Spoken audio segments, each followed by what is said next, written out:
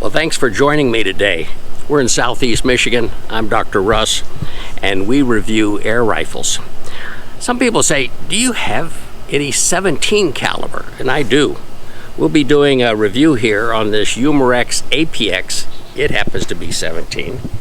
It came out because Daisy came out with this, I think it's a 901, and they both shoot at about 800 feet a second. You've already seen me do a review on the Daisy Red Ryder. Some of you grew up with these guns. This Daisy is the pump. This is the one that I grew up, model 25 actually. I'll be doing reviews on all of these in the weeks ahead. But let's talk a little bit about the best targets you can come up with 17 caliber. Are these little Army figurines, anything else small that you'd like to shoot at?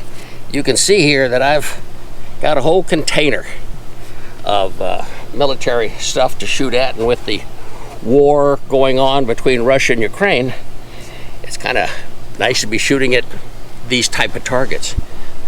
But I've got some large bore guns, and I got some large bore targets. As you can see over here, large bore is probably everything from 30 caliber up, and we got a watermelon and another melon. And then a friend said, you know, don't just shoot at a can of aerosol spray, put behind it a candle and light the candle, and then when this can self-destructs behind it in the vicinity of that candle, you get quite a target confirmation, if you will. Well, these are coming up, and then I've got a project that I'm going to be doing this year that you'll want to stay around for. But let's start over here first with this Umarex APX pump and how in the world it gets up to 800 feet a second.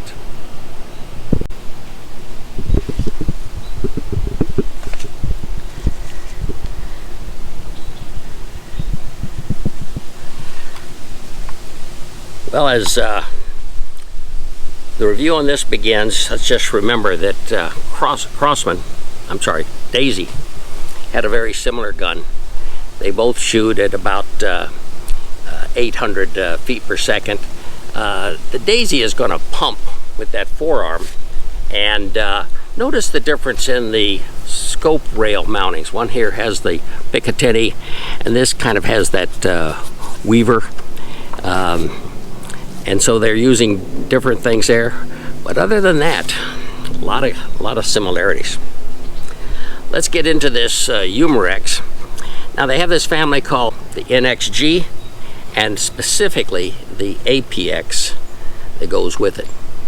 A good gun cocks here, and the more you cock it, the more powerful it becomes.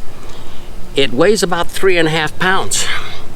And the good news is this trigger is only 3.5 pounds. So that's getting that trigger down. I like them 1 and 2 inches, but at least this is quite lightweight. Notice here that the manual sights are adjustable. We can slide this up and back, and that raises this piece. Also, we have a optic fiber in the front, and all of that helps you with the sighting in. The BBs are loaded here.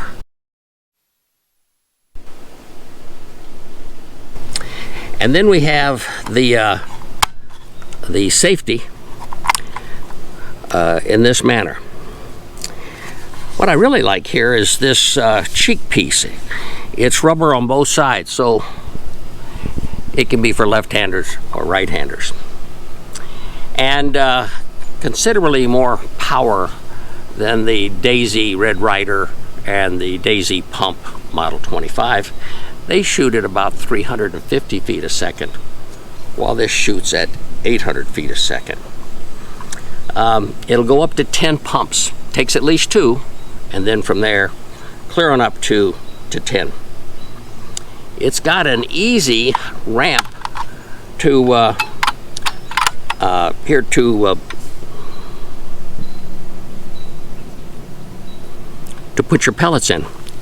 So while this is BB, pellets can be loaded here and inserted into the barrel there. And once you're off of safety and you've had this thing pumped a couple of times,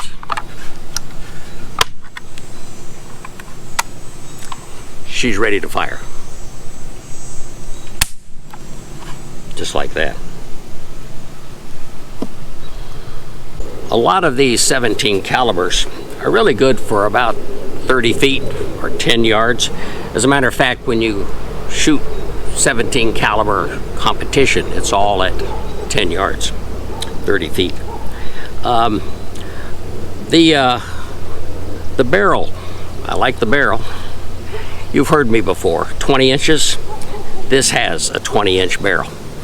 This is not a suppressor or a moderator, it's just design, but at least it has that fiber optics in it that helps light up that front end. The barrel is steel and it's rifled, and I like that.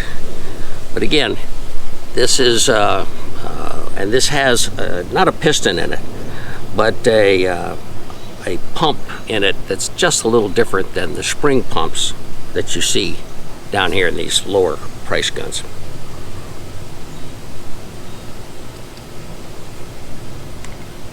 Well, while these daisies are spring action, this Umarex is a pneumatic pump in it. That's a little different than nitro pumps and things that you see in the brake barrels. Other than that, with its 20-inch barrel, approximately 40 inches in length, it's a pretty good little air rifle. I think that the best use of these 17 caliber with 800 feet and less is I use these on animals that are not destructive critters, and I need it when they're not in their shooting time. For example, geese. Get a lot of geese here, and the geese just poop everywhere. So I love to take that Model 25 Daisy, which only shoots at 350 feet a second, and it just barely taps those feathers on the back and they get scampering along and leave the property. You don't see any here today because of it, but I've never killed a goose with an air gun. As you'll see here in a clip, we've got some foxes that have been visiting us.